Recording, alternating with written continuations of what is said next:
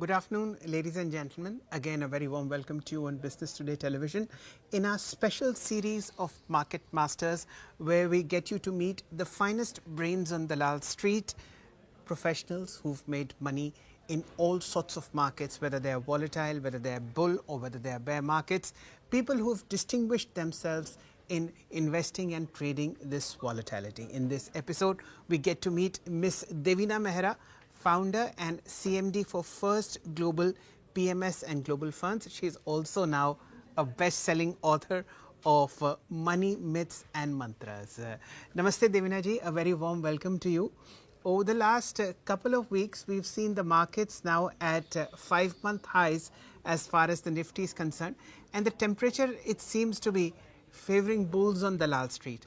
How do you feel these days when you look at equity values, and how are the fourth quarter earnings panning out as of now?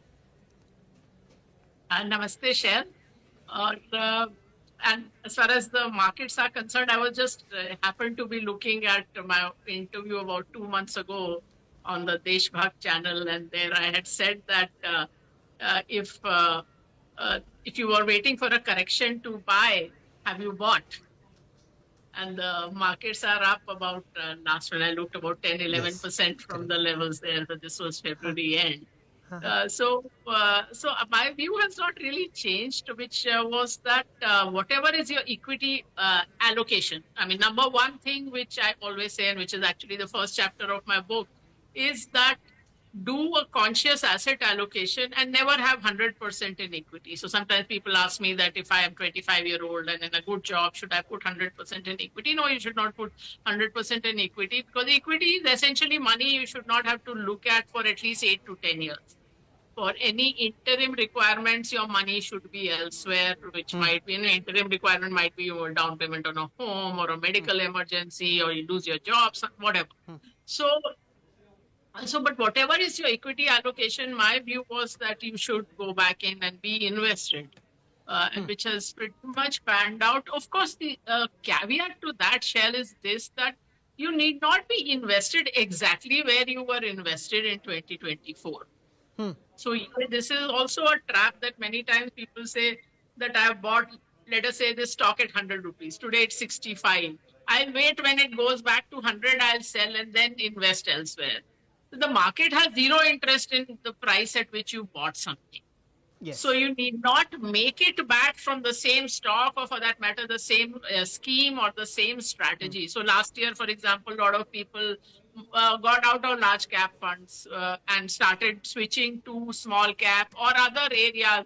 Jojo fashion mein aaya, which might have been defense or PSU, yeah, whatever. So that not everything will come back. So the point in any bull run is that in the next bull run, the very same stocks don't necessarily go up. You know it better than anyone else. You've been here long enough that you cannot wait for the same stocks to come back, because many just disappear or never come. Even if the companies don't disappear, I mean, look at DLF, for instance. The company didn't disappear, but that IPO price did not come back for decades. So that also happened. So you need not make it back from the same place, but it is time to be invested, which is not to say that there is zero downside from here or the market cannot go back. But at any point you have to see what is the probability and percentage that it will go up versus it will go down. And I think you are in an okay place there. Okay. Devinaji, as we speak, we have a 4-year low on crude oil prices, and the positive impact of this on India's macro balance sheet cannot be overstated.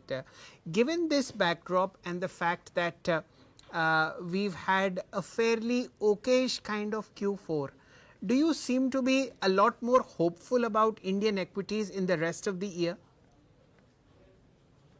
Shell, actually, the economy and the market are two different things. So that's my first caveat, that it's not as if, I mean, people think market going well and economy doing well are the one and the same thing. And the biggest contra example to that is China.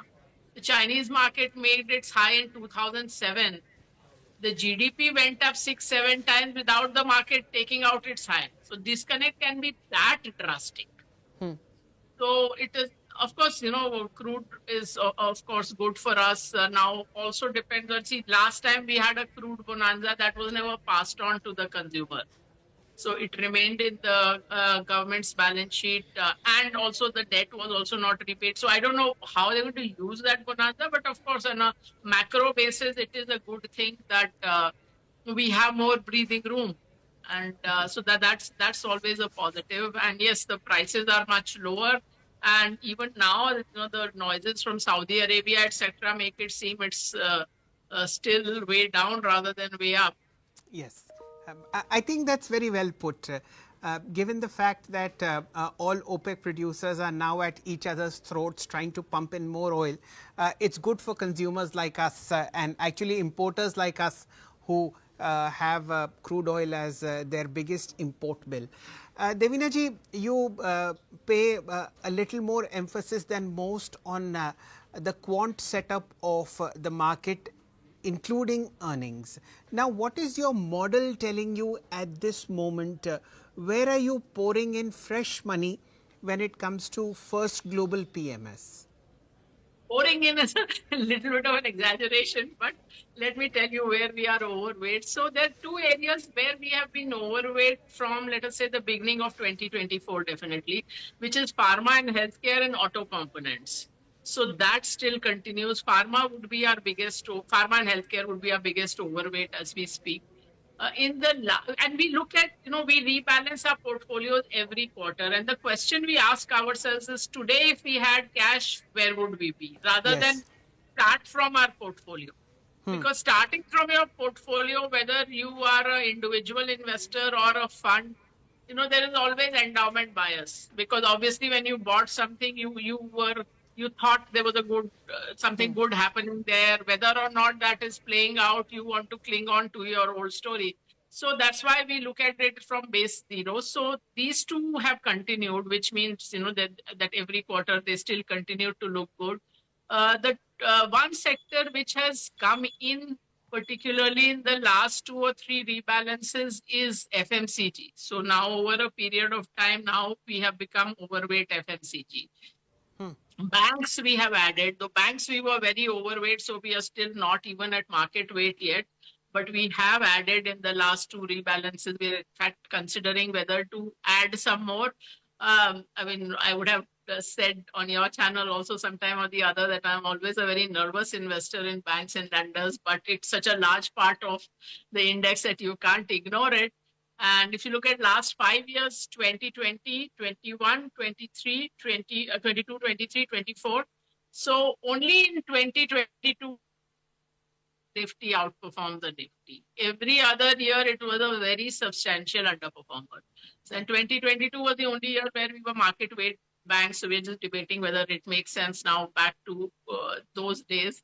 So that would be broadly what it looks like just now in terms of where we are where we are overweight. Apart from PSU banks, I don't think so.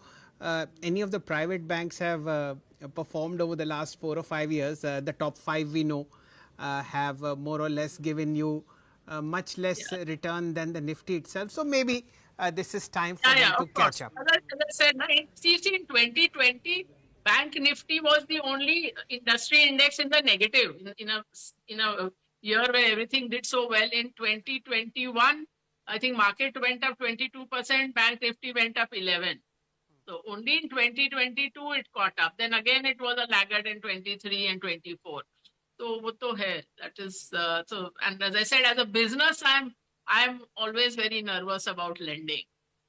I think we've had those discussions often about the book value of a particular bank, plus so many problems that we face in the banking sector. Structure of banking, Shell, more than it is a particular thing, it is the structure of banking where it's a leverage balance sheet. And where, if let us say there's a 5% hit on your assets, it can be a 50% hit on your capital because of the leverage. And the other thing is, this is a business where structurally you will get only negative surprises rather than positive surprises. So let us say I'm lending to you. Now, if you do very well as a company. I will not get anything extra. In fact, if anything, you will come and negotiate your interest rate 0.5% lower. But if you do badly, I get a hit. So it is very unlike equity. So you don't participate in the upside at all, and you participate in the downside. So I started life as a banker and as a credit analyst. So I understand where this comes from. And the other problem is, as an outsider, you don't know where problems in a bank are hiding, whether they are in the credit book or the trading book. It just comes as a negative surprise one fine day.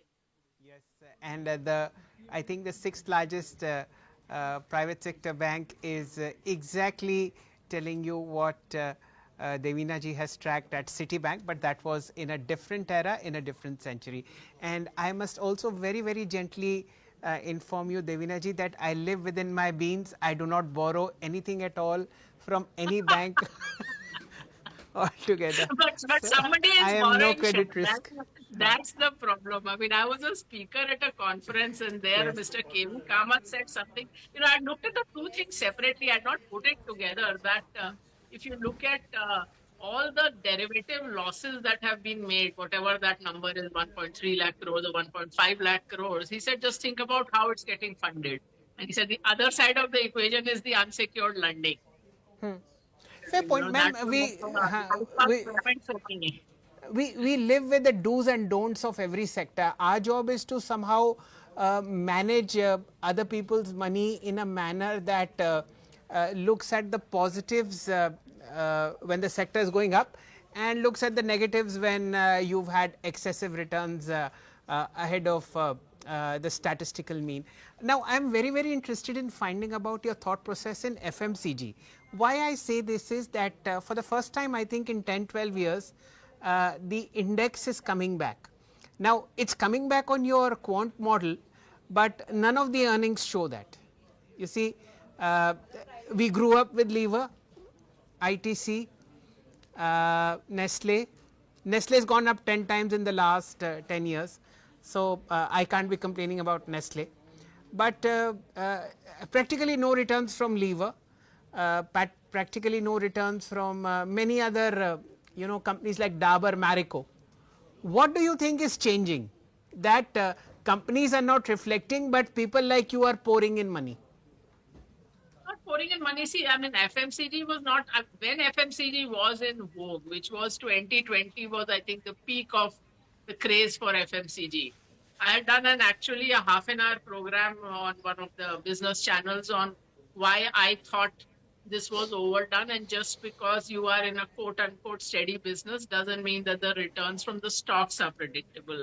And there have always been long periods where these stocks have not performed. I mean, Bata gave zero return for 15 years. Levers from 99 to 2010 gave very little returns. And not just returns, I mean, the business itself also went nowhere.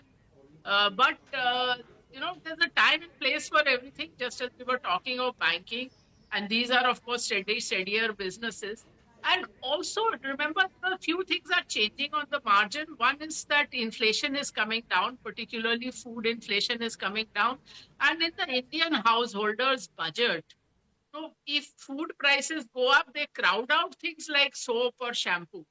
People don't have then money to buy many of those things.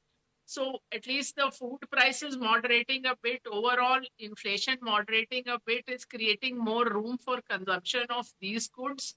And also, remember, I mean, Shell, everybody started talking of a consumption slowdown when the market started falling in September, October. And I said that, the consumption slowdown actually had happened the previous year. In 23-24, the private consumption component of the GDP was at a 21-year low. It was that low last in 2002-3. It was less than 4%. In 23-24, it was estimated to accelerate from that sub 4% level to 7.5%. So while not absolutely stunningly great or anything, it was definitely accelerating. So that whole story itself was just a story to justify what was happening in the market, that consumption is slowing, but consumption had actually slowed the previous year. So always, the narratives are just something to, just a hook that this is why the market fell. So as I said, on the margin, things are improving, which is not to say that it's going to be like some blowout years for them. But given that they have been sluggish for a long time, and now on the margin the business is looking better. That's that's why the systems are liking it. Okay. And what are your systems telling you about the PSU basket? We've seen a massive correction in both valuations and prices in the last maybe 7-8 months prior to March. The rally started in March as far as PSUs were concerned. Uh, just, uh, just a trading bet, if at all, do some of them reflect in your portfolio? There's no point talking to me about trading bets because that's not the way we are operating. So we always manage for risk first and with a long term view. And PSU is too diverse. I mean, what does PNB have to do with BHEL or ONGC? You know, they're all very diverse companies. We were, we at once upon a time, for example, power related stocks we had, but I think we've been out of that for over a year. I don't think we've gotten really back into any of that. At one point, we were among the banks. We had more PSU banks. We cut back. We added a little. So I don't think we would be very much out of. It would not be very skewed towards PSU banks anymore. So it is, PSU is a very diverse basket. I have never been of the view that you should buy or not buy PSUs. Of course, for PSUs, there is a valuation kind of discount for the fact that the interest of the main shareholder may not be aligned with yours, that there might be regulatory changes. For example, in the oil sector, as we started with that crude oil prices, but there is so much of a regulation on top of anything to do with crude oil or gas that really is not something that is predictable from the outside. Fair point. Devina ji, when you look back over the last 5 purchases that you've made for your main PMS, what has been the underlying thought process there? Are there any commonalities in terms of sectoral bets, or are they 5 different diverse purchases? You may want to share names also. We start with a bottom-up system. We call it a human plus machine system. So the machine does kind of the first sort. So we will not look at very small companies. So we don't look at companies below 1,000 crore market cap. And even beyond 1,000, we are very careful about liquidity because we don't want to show a paper NAV and not actually be able to exit when we want to. So we err on the side of caution there. So let us say 700 odd companies are there. We will rank it 1 to 700. Now we may not take exactly the top 55 companies. We might choose 55 out of the top 75, let us say. So that's the process. That's the human intervention. So what are the things? You check out the story. Sometimes you will find that there is, right now it looks good, but there might be some potential problem in the future because of, let us say, in one case 2 years ago, we found that the company was exporting a lot to Europe where we thought there'll be a question mark. So we did not invest. Liquidity, we double check. So sometimes we don't invest because of that. Sometimes it might be that there are too many companies from a sector. So again, from a risk management perspective, even if we like a sector, we are not going to put 40% of the portfolio in a single sector. So those are the human overlays. One end of the human part is that what the machine does itself is based on human expertise. So, you're really codifying human expertise. And the second part comes after the machine gives its output. So that's how the pattern emerges. So it is not like I decide ki FMCG lena hai or, banks, whatever it is. So the pattern kind of emerges. So that's what I spoke about, that where we are currently overweight would be pharma, healthcare, auto components, FMCG. So those would be our most overweight sectors just now. Capital goods and IT, where we were overweight in the past, we would be about market weight now. Okay. Devina ji, you invest globally. When you look at the broader environment in which India is operating, are you putting more money in India or are you putting more money overseas? See, your India versus global allocation should not keep changing. So that's number one. So, that's a more longer term thing. Like when I tell people that you must have at least 30-40% of your portfolio over a period of time overseas. That's not like saying that in the next 6 months will India outperform or not. That's not the decision point. It is A, diversifying, don't put all your eggs in one basket. B, the fact which I often quote that when I started working, the dollar was 12 rupees. And so, I mean, I have a skew towards global assets. In our global portfolios, we have been cutting back on the US. So we have been underweight US from January. Actually, January we went underweight, and then the benchmark also further cut weight. So we cut again to further go underweight. And we've added, I mean, US is still, of course, the largest, but it is underweight now. We've added fixed income. We've added Europe. China, we have been overweight for a while, significantly. India, we are slightly overweight. So broadly in our global funds, that would be the pattern. Okay, fair point. Two defining things happened in the last 15 days or so. One, Mr. Buffett hung his boots yesterday evening at 94, and gold crossed a lakh of rupees per tola. While both are unrelated, but both deserve mention. Which one would you go for first, gold or Mr. Buffett? Both of them are gold standards. Okay, so let's deal with gold, because that's more numerical. So I've written about this off late. So I mean, I'm getting a lot of questions on gold, which itself shows that suddenly the attention is going somewhere. And actually, this is anything which does well off late, and you orient towards that or shift your portfolio towards that. That's almost on a. If you consistently do that, you will consistently underperform. So that's Yes. just as a general rule. Gold, I mean, people think it is some safe haven asset. Now look at the dollar chart of gold. It's very interesting. Yes. The yes. gold price in early 1980s was not. I think it reached a high of $666. 19 years later, it was 62% lower in dollar terms. No inflation adjustment, nothing. In dollar terms, 62% lower 19 years later. It crossed that price 27 years later. With this massive fall in the middle. And from the next high, it fell 40%. That is gold. Yes. Eight minutes. So now our grandmothers were not wrong in buying gold still, because at that time you could not invest abroad. So the only way to hedge your rupee was to buy gold. So the rupee chart of gold looks kind of okay, because it's essentially a rupee depreciation chart. Yes. It's So- actually a short rupee trade. Yeah. So that is the thing. But now you can invest abroad.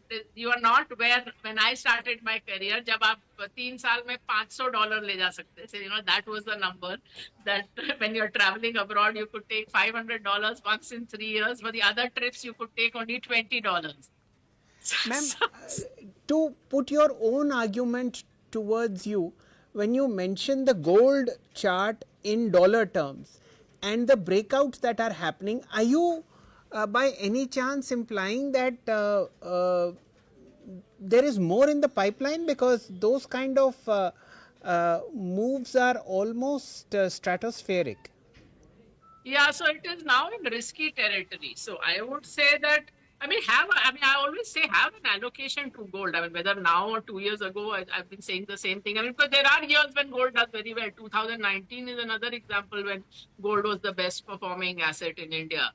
So, it is not an asset where, let's say, you should have a 30% allocation or something. So if you did well in gold, now probably you should reduce your allocation to more normal levels. So that is what I would say. And Warren Buffett, yeah, I mean, that's like end of an era in more ways than one. One would say that this is like given the time period for which he was there and the compounding that he saw, I mean, that is probably not going to be replicated by anyone. So Because the markets, last 20 years he has compounded. It was lagging the S&P. Maybe it is I haven't seen after this fall. Maybe it is at par with the S&P. But last 20 years he's not outperformed. But still, I mean, it's just the sheer uh, you know, both what he achieved in terms of the compounding and how many people he has influenced. Yes. I would Has think he that was. influenced you? Yeah, I mean, one did read him, of course, when you went into the markets, you read him, but I have a questioning mind, so I do not take everything that anyone says at face value and say, yes, this is the gospel, whether it's a professor or the investor. And as I said, first of all, the numbers itself show that it is not as if, and 20 years is not a short time, the 20 years he's not outperformed. But more than that, many things which people believe that he buys and holds. But the data shows he sells more than half of what he buys within 6 months, 85% within 2 years. So, a lot of stories people have in their heads of what someone does. And plus, of course, the other thing is that people think he buys these cash flow generating businesses, but most of his money has come, whatever he's made also, especially in the last 20 years, has come out of things like structured deals and derivatives. And he's got these sweetheart deals. For example, in the 2008-9 crisis, he got a lot of Goldman sweetheart deals. Sachs. The money has come from elsewhere. He's a good storyteller. He's a good, avuncular figure. And maybe, I mean, my guess is he would have decided that now, things are changing rather arbitrarily in the US. So this is not a time now to remain and try to figure out what happens next. No? Okay, now my last question to you, Devina ji, is when you entered the market, what was the value of the Berkshire A share and what was the value of the dollar? Then I'll give you my entry dates. I have no idea. I mean, I'm not such a Ballpark. Berkshire Hathaway or Warren Buffett fan that I would have tracked that. No, The no, dollar I you told said you was 12 rupees. was 12. Okay, so dollar was 12. What year was it? 86. 86. 86. Okay, so I came in 94 and dollar was 23 and Berkshire was I think $21,000 per share. So from then on we can work out the compounding. Nonetheless, how is the book doing now? And is there another book in the offing? Yeah, the book is doing well. So, I mean, here it is, national bestseller, official. So, it went into reprint within less than a month. So, it's been doing, I mean, it went right up to number 1 on Amazon, which I had not expected in general books category, because top 100, if you see, is things like UPSC study guide and, R.D. Sharma maths and children's books and popular romances. So for a specialized book like this to go all the way to number 1 was beyond expectation.